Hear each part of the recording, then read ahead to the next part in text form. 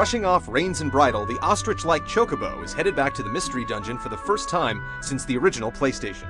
With memories to restore, job classes to learn, and card games to master, the feathered hero has his work cut out for him. But is this dungeon crawler a rotten egg? I think being different is a wonderful thing.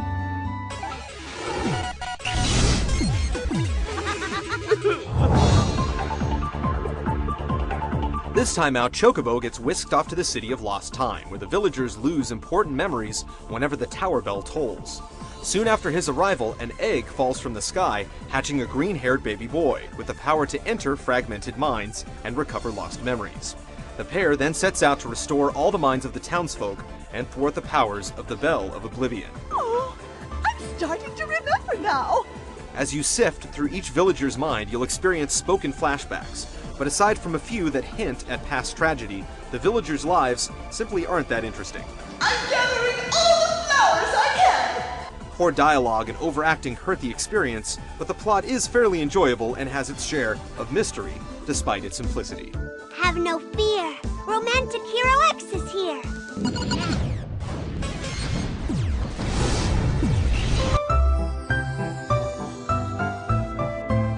The city is rather small, with just 4 main areas to explore. There are several shops and facilities at your disposal to stock up, but most of the game takes place within the minds of each citizen. Each dungeon is randomly generated, requiring you to descend through a set number of floors to reach a boss. You can take the time to scour for items or simply hop down a staircase to the next level. While the concept of random dungeons sounds like a ticket to endless exploration, in practice the simple layouts are far too repetitive, and it doesn't help that most levels have the same bland brown background.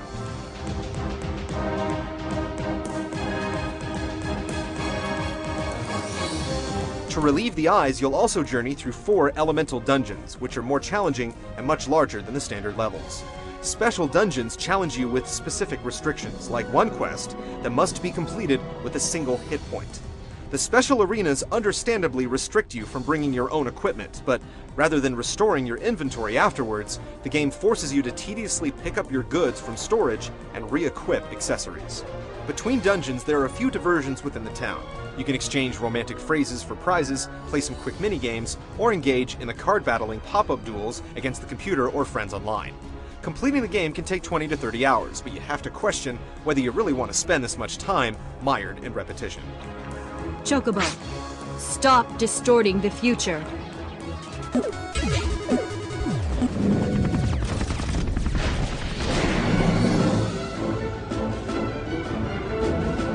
Chocobo's Dungeon makes use of a turn-based battle system with movement taking place across grids.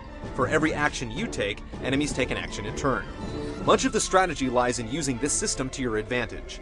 If an enemy is one space away, it's better to waste a turn to draw it closer than to move in and let it get the first hit. It's also best to retreat to narrow hallways to avoid getting surrounded. In one stroke of ridiculousness, you can heal by simply running in place. Dungeons are full of hidden traps, so if you want to avoid them, you'll have to constantly kick with each step, which can get rather tedious. You can use a basic attack, boot items into enemies, or read spellbooks to attack. Additionally, you'll master job classes with a range of special abilities such as the Black Mage's elemental spells or the Dragoon's jump. In terms of weapons and armor, you'll find saddles and claws scattered throughout dungeons, but the strongest equipment is custom made by fusing and honing items at the town forge. There is a strong foundation to Chocobo's strategy, but the challenge is uneven. When you are defeated, it's usually due to misjudging a random enemy, as most bosses are pushovers.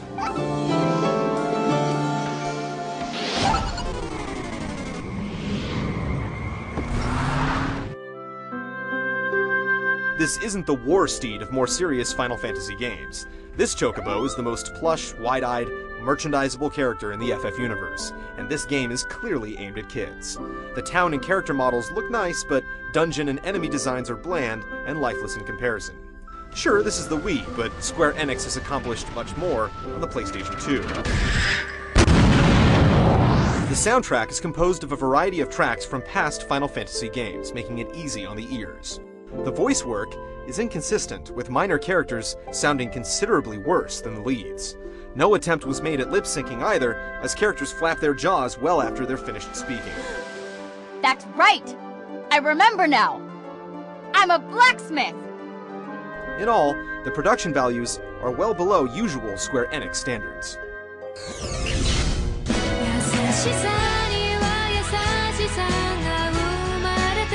The groundwork for a decent RPG is buried somewhere near the heart of Chocobo's Dungeon, but it's the same baseline that's been recycled in every Mystery Dungeon game.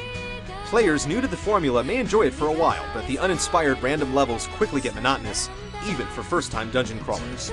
Final Fantasy fans will find it to be below expectations, and without any significant additions to the canon, a relatively pointless play.